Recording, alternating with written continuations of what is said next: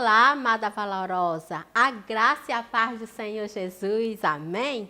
Eu sou Patrícia Rosa, estamos aqui para dar continuidade ao nosso estudo guiadas pelo Espírito Santo. Nosso objetivo será aprender sobre o fruto do Espírito Santo. Por que o fruto do Espírito Santo? Digamos que aqui é o fruto, não são vários frutos. Aqui é um fruto, é uma tangerina. E dentro dessa tangerina tem vários gomos. Então, a representatividade mais genuína para se falar sobre o fruto do Espírito é a tangerina. Dependendo do estado que você mora, pode ser bergamota ou outro nome. Mas aqui, no nosso estado, Mossoró, é tangerina. Vamos iniciar o nosso estudo. Mas antes disso, pegue a sua Bíblia, sente no seu sofá, fique à vontade, pegue um cafezinho e vamos juntas aprender mais de Deus hoje, que Deus tem algo para falar para a sua vida e para a minha vida também. Amém? Vamos orar.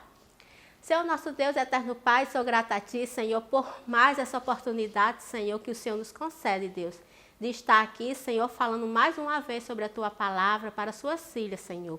Onde ela esteja, Senhor, que o Senhor possa chegar com o Seu bálsamo, Senhor, que o Senhor possa abrir a mente, que as distrações sejam desligadas, Senhor, mas que o seu coração esteja aberto, Senhor, para ouvir a Tua palavra, para aprender mais de Ti, Senhor.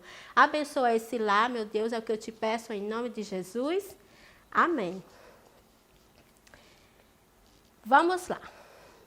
Nesse momento, te convido a ler a Bíblia comigo. Na carta escrita pelo apóstolo Paulo aos Gálatas 5, 16 e 26, onde está escrito: Digo, porém, andai no Espírito, contra a carne, porque são opostas entre si, para que não façais o que porventura seja do vosso querer, mas sois guiada pelo Espírito Santo. Não estáis sobre a lei. Ora, as obras da carne são conhecidas, e são prostituição, impureza, lascívia, idolatria, feitiçaria, inimizades, porfia, ciúmes, írias, discórdias, dissensões, facções, invejas, bebedice, glutonaria e coisas semelhantes a estas. A respeito das quais eu vos declaro, como já outrora vos preveni, que não herdarão o reino de Deus, os quais tais coisas praticam, mas o fruto do Espírito é amor, alegria, longanimidade, benignidade, bondade, mansidão, domínio próprio. Contra estas coisas não há lei.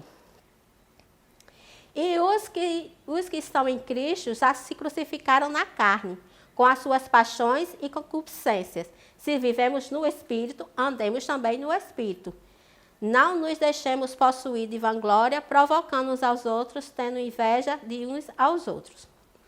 Então, amadas, o fruto do Espírito se refere à semelhança das características de Cristo na nossa vida, que é produzida pelo Senhor dentro dos crentes mediante o seu poder. Quando o crente reconhece a Cristo como seu único suficiente Salvador, o Espírito Santo automaticamente faz parte da nossa vida. Então, o fruto do Espírito é produzido na nossa caminhada cristã. Quando o crente reconhece a Cristo e se entrega aos poderes da mente e do corpo, a sua influência transformadora, são produzidos dois resultados. O crente não supre a vontade da carne. Está escrito lá em Gálatas 5,16. E a sua vida é cheia do fruto do Espírito, que está escrito em Gálatas 5, 22 e 23, no qual nós já lemos. O primeiro resultado é negativo e o segundo resultado é positivo. No primeiro, a natureza do pecado é reprimida. No segundo, a nova natureza é expressa. Esses dois resultados produzem pela habitação de Cristo ocorrerem juntos. Eles são como os dois lados de uma moeda. Um sem o outro, ele é incompleto. Logo é evidente que quando nós aceitamos Jesus e o Espírito Santo habita em nós temos uma nova vida. O velho homem ficou para trás e eis que tudo se fez novo. Então, quando nós nos entregamos a essa transformação genuína, vindo das características do próprio Cristo para a nossa vida, tudo é transformado através do Espírito Santo na nossa vida. Isso quando nós nos deixamos ser levados pela voz do Espírito Santo que habita em nós. Porque o Espírito Santo, ele intercede por nós, ele fala com nós, ele caminha conosco todos os dias. E o fruto do Espírito, nós vamos desenvolvendo na caminhada junto com ele. O fruto é o sinal certo da vida saudável da árvore. E o fruto do Espírito é a linda, calma, serena e progressiva manifestação por meio da conduta e até a idade avançada. Então, nós vamos ler em Salmos 92:14, que fala assim: na velhice darão ainda frutos, serão cheios de seiva e de verdor. Daquela nova vida que foi comunicada por Deus. Paulo não escreve sobre os frutos, e sim sobre o fruto, como eu já falei, porque as pessoas se confundem às vezes sobre esse questionamento, se como é para desenvolver o fruto, se são os frutos, mas é apenas um fruto sendo desenvolvido em nossa vida através do nosso caráter. Conforme a justiça que está escrita em Filipenses 1:11 e o fruto da luz que está escrito em Efésios 5:9. Um belo cacho de 9 variedades de frutos estão aqui à nossa disposição. Semelhante à candeia das graças, em 2 Pedro 1:5-7. Todas essas variedades estão ligadas como para sugerir que a ausência de qualquer delas significa a anulação de todas elas.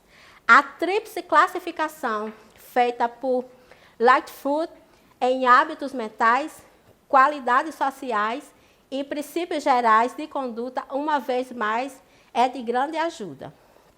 Em hábitos mentais, nós vamos falar sobre o primeiro cacho que impulsiona os demais, o amor. O amor é a base para todas as outras virtudes. Né? Quando a gente fala sobre amor, ela vem puxando todas as outras, porque o amor é a base de todas elas. Porque Cristo amou o mundo de tal maneira que deu seu único Filho unigênito para que todos aqueles que nele creiam tenham vida. Então, assim, quando o próprio Deus deu seu único Filho por amor a nós, nós classificamos o amor como o ápice de todas as virtudes que vêm depois do amor. Efésios 5:2, em Colossenses 3:14, no capítulo 5 de Gálatas, Paulo já havia enfatizado a importância e a necessidade do amor dos verdadeiros cristãos, na conduta com os irmãos, no trato com eles. Então, o amor faz com que a gente tenha empatia pelo nosso próximo.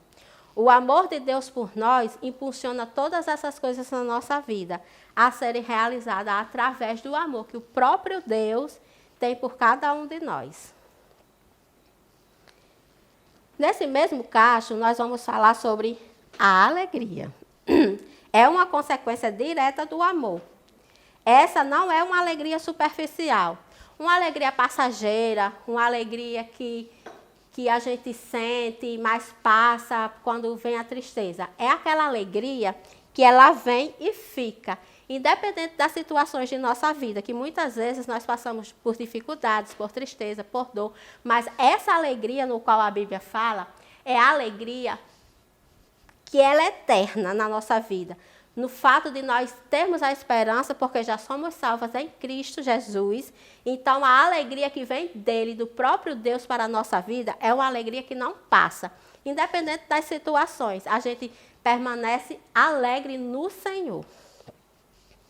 Então, regozijai-vos sempre, que diz lá em Tessalonicenses 5,16, a qual, não o havendo visto, há mais no qual, não o vendo agora, mas crendo, vos alegrais com gozo inefável e glorioso. Então, está escrito em 1 Pedro 1:8. A exortação ao povo do Senhor para louvar a Deus é um refrão que ocorre repetidamente nos Salmos. Alegremos quando disseram vamos à casa do Senhor. Né? Então, toda vez que a gente fala de alegria, a gente fala sobre a própria expressão do amor de Deus na nossa vida, que nos traz essa alegria verdadeira, que nos traz o gozo real que nós sentimos, o gozo de sermos filhas do Senhor. Vamos falar sobre a paz. No livro de Salmos, aprendemos que aquele que ama a lei de Deus possui grande paz, em Salmos 119 e 165. Resultante do amor. Essa paz é a marca no coração sereno. É uma radiante presença de Deus na nossa vida. Porque quando nós temos Jesus na nossa vida, nós sentimos a plena paz. A plena confiança da esperança que o Senhor nos dá. Aquela paz verdadeira. Aquela paz que exime de todas as coisas que vêm sobre a nossa vida. Então, essa paz, ela não é produzida por nós mesmos. É uma paz que vem do próprio Senhor para a nossa vida. É uma paz eterna, no qual existem os conflitos, existem as guerras, existem tantas coisas que acontecem no mundo e na nossa vida, mas essa paz, ela é real. Nós conseguimos sentir paz, mesmo em meio às tribulações da vida. Vamos falar agora sobre qualidades sociais, segundo o caso do relacionamento com o próximo, a longanimidade. A longanimidade também é expressada como a paciência, característica de quem foi regenerado, que nos preserva das típicas expressões da ira tão comuns na obra da carne. Então, a longanimidade nos traz aquela serenidade para a nossa vida. Uma pessoa longânima, ela compreende a situação quando chega até ela. Então, ela tem calma, ela tem paciência para passar sobre aquele processo, confiando no Senhor Jesus. Paulo mostrou que o poder de Cristo é a fonte da dependência verdadeira. Na paciência, quando escreveu: colaboramos em toda fortaleza, segundo a força da sua glória, em toda paciência e longanimidade com gozo. Então, ele exortou as pessoas a ter longanimidade, para esperar com paciência no Senhor, no seu tempo, no seu propósito, porque quando nós estamos em Cristo, nós temos aquela calmaria, como nós já falamos da paz, já falamos do amor. Então, a longanimidade traz essa confiança que nós temos em Deus, tratando-nos e trazendo uma paciência plena de que Cristo está cuidando de todas as coisas. Então, a gente não precisa se perturbar quanto a essas coisas. Vamos falar sobre a benignidade. Sabemos que o nosso Deus se manifesta continuamente sua benignidade. Em Romanos 2,4, também nos versos 11 e 22, fala do ministério do Senhor Jesus narrado nos evangelhos. Podemos claramente perceber tamanha benignidade mostrada a ele com os pecadores. Então, Jesus era benigno. Ele tinha compaixão das pessoas. Ele amava, ele entendia. Então, o próprio Jesus nos traz essa benignidade através do próprio exemplo dele para a nossa vida, que nós também podemos ser benignos para com o nosso próximo. Vamos falar sobre bondade. Pode ser traduzida como generosidade, presente no coração e expressa nas ações daqueles que são guiados pelo Espírito Santo, onde está escrito em Atos 11, 24. E pelo que é correto, essa bondade nos leva a rejeitar tudo o que é perverso. Então, o Espírito Santo, ele transborda o nosso coração. Quando nós estamos cheios da presença dele, nós transferimos essa bondade dentro de nós. A vontade de ajudar o próximo. A bondade é ao contrário da maldade. Então, quando nós estamos em Cristo, nós queremos fazer tudo o quanto é bom. Tanto para a nossa própria vida, nossa família, como para o nosso próximo.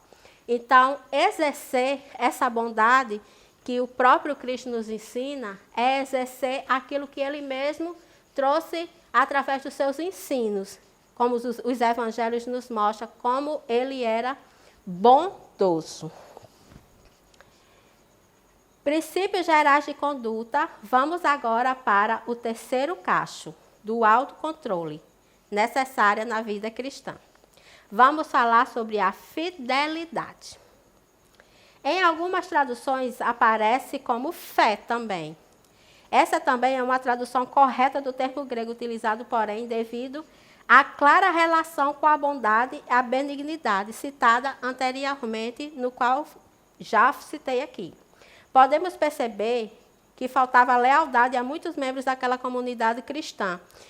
Na Epístola de Gálatas nos fala isso. Então, as pessoas não eram leais, elas não eram fiéis. Elas trapaceavam, elas mentiam, então elas não usavam com fidelidade. Mas nós sabemos que o nosso Deus, Ele é fiel. Que por mais que nós sejamos infiéis, Ele permanece fiel. Então, nós, como crentes, remidos, salvos, nós também precisamos exercer essa fidelidade, tanto para com Deus, como para com o nosso próximo. Então, a fidelidade, ela não se resume apenas à lealdade para com os homens, mas principalmente para com Deus. Fé é a resposta do homem à fidelidade de Deus. Confiança é sua resposta à confiabilidade de Deus. Fé é um ato de vontade do pecador na conversão. É uma atitude do cristão. Então, é uma atitude do cristão exercer a fé. Vamos falar sobre mansidão. Sim, mansidão. É o oposto da agressividade e da raiva, da violência. Sermos gentis uns para com os outros revela o fruto do Espírito em nós e nos faz ser imitador do nosso Senhor Jesus. Então, Jesus, Ele é maior assim, aquele guia que a gente olha para Jesus e diz assim, nossa, eu quero ser manso igual a Jesus. Porque Ele passava isso para as pessoas, a mansidão que Ele tinha no seu coração, ao falar, ao responder, ao tato com o seu próximo. Então, Jesus, Ele era manso, Ele era humilde, né? E na sua palavra, em Mateus 11, 29, Ele fala sobre essa mansidão, né? Para soltar o fardo, né? E aprender dele que Ele é manso e Ele é humilde. Então, que nós possamos ser humildes, ter essa característica de Jesus na nossa vida, com mansidão, com o trato com o nosso próximo, em situações que requer que a gente venha a ser manso, que nós possamos ser mansos. Porque, na verdade, minhas irmãs, o fruto do Espírito, ele é manifestado no nosso dia a dia, na nossa vida. Então, vai acontecer momentos na nossa vida, na estrada, né, do cristão, que vai acontecer momentos onde a gente vai ou escolher usar o fruto do Espírito, ou a gente vai escolher usar o da carne, né? Porque aquele que anda no Espírito discerne as coisas espirituais. E aqueles que andam na carne discernem as coisas carnais. Então, haverá momentos e vão acontecer para justamente nos testar. Então, vai acontecer momentos na nossa vida que a gente vai escolher ou ser mansa ou irar-se, né? Então, mas nós temos o Espírito Santo, então a gente vai escolher a mansidão no trato com as pessoas, nas situações adversas da vida, que elas acontecem, né? Não só na minha, mas na sua também. Então, que nós possamos ser mansos, humildes. Então, assim, na minha própria caminhada, eu posso falar que quantas transformações o Espírito Santo tem feito através da minha vida, porque eu tenho dado lugar a Ele a fazer isso em mim. Então, eu desconheço um cristão que não queira uma transformação genuína a partir do Espírito Santo, no qual ele tem o fruto e nós iremos dar atenção à sua voz no trato com as pessoas, com nós mesmos. Então, quando essa mudança vem, ela é genuína na nossa vida. E quando ela impacta a nossa vida, a gente não precisa sair por aí falando que a gente é humilde, que a gente é manso, que a gente é logâmico. Não precisa, sabe por quê? Porque isso é muito visível às pessoas. Então, aquele que era agressivo é calmo, aquele que tratava as pessoas com impunidade não trata mais. Então, assim, o fruto do Espírito, ele vem para nos transformar de fato a nossa vida. Ele vem para trazer vida e vida em abundância sobre nós. Então, é isso que ele faz na nossa vida. É a transformação. É por isso que nós precisamos ler a palavra, ter intimidade com Deus, para que nós possamos dar ouvido ao Espírito Santo e fazer aquilo no qual ele designa na nossa vida. Vamos falar agora sobre domínio próprio. O fruto do Espírito pode ser visto na relação que alguém tem consigo mesma. O domínio próprio também pode ser traduzido como temperança. No sentido original, o termo grego descreve a capacidade de uma pessoa conter-se a si mesma, exercendo o domínio próprio, submetendo todas as nossas vontades à obediência a Cristo. Em 2 Pedro 1,6, que fala assim: com o conhecimento do domínio próprio, com o domínio próprio, a perseverança, com a perseverança, a piedade, com a piedade, a fraternidade, e com a fraternidade, o amor. Então, o domínio próprio é a capacidade de alguém fazer algo contra mim e eu automaticamente me conter. Conter a raiva, conter a ira, conter o que eu quero falar, mas o Espírito Santo diz, não, segura aí. Isso é ter domínio próprio. É você estar numa situação, querer falar sobre você mesmo, carnalmente, e o Espírito Santo mandar você segurar ali e você conter-se, controlar-se. Então, isso é ter domínio próprio em situações diversas que nós podemos passar. Então, esse é um do fruto do Espírito, é ter domínio próprio sobre as coisas que acontecem. Eu mesma era uma pessoa bem impulsiva. Então, eu sempre pedi ao Senhor, Espírito Santo, me transforma nessa área, porque eu tinha resposta para tudo. E não eram respostas agradáveis.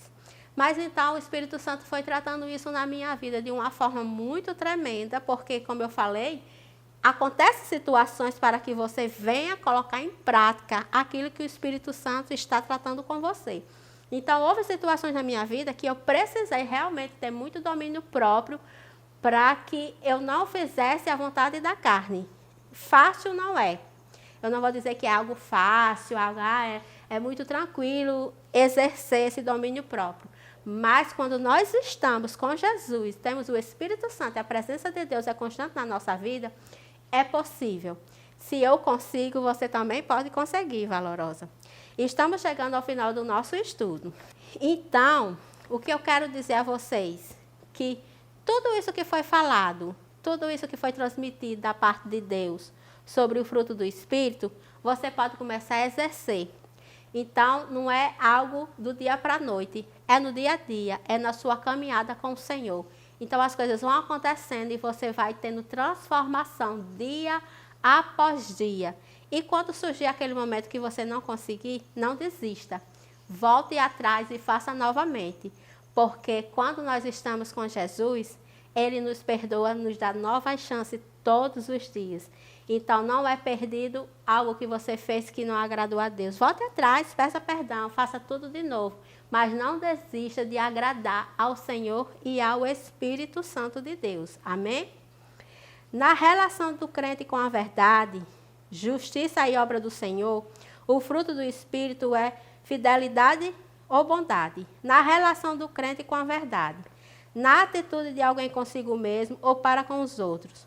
A mansidão é a brandura em relação às tentações, os instintos dados por Deus. A vida cheia do Espírito é temperança no domínio próprio.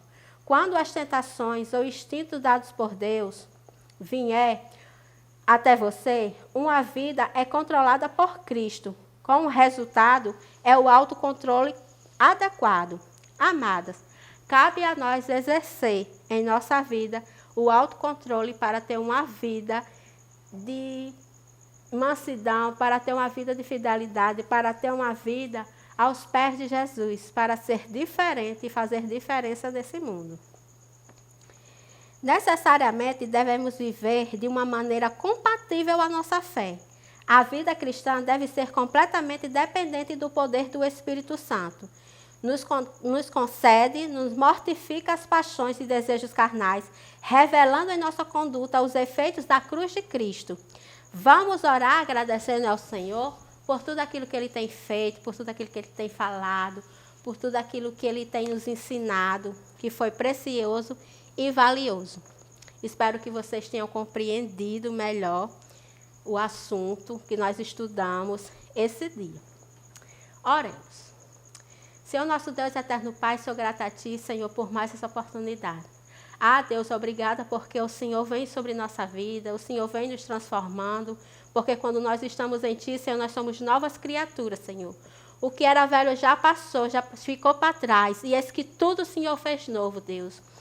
Deus, eu te peço nesse momento que todo esse esclarecimento que veio sobre o nosso coração, que nós possamos, Jesus, colocá-lo em prática dia após dia, Senhor, para que nós possamos, Senhor, ser verdadeiramente, Senhor, ministras da Tua palavra, que nós possamos ser exemplos de Cristo aqui na terra, Deus.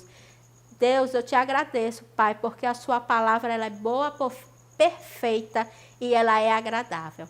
E desde já eu agradeço a vocês que ficaram aqui conosco. Um beijão e até o próximo estudo.